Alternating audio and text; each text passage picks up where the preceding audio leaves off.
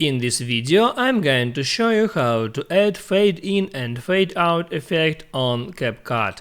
That is quite simple and easy to do, so let's begin. And first open up the CapCut app and hit on plus sign to create new project.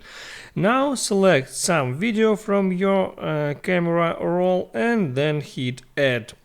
Now there I can zoom out that video row, and first I have to do is split this video on two parts. For that, place that vertical line in the middle of your video row, and there at the bottom hit on split. So now we have two video parts. And now select the first part, there hit on animation, and there select in. So we will make a fade in animation on the first video part. Now there you can select the exact fade in effect.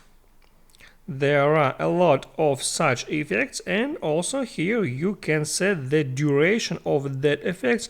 I'll set it for about 1.5 seconds and then hit on this check mark. Now all I have to do is add fade out effect. For that I select the last part, and there I need to do the same things. I hit on animation, hit on out, it means fade out.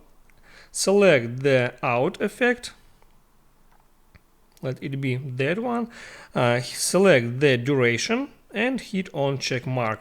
And now you can see how it will looks like. That's fade out effect, and that will be fade in effect. So now you can continue editing that video as you normally would, and also when you done, hit on that icon to save that video to your camera roll. That's how it works, guys. Don't forget to hit the like button and subscribe to my channel.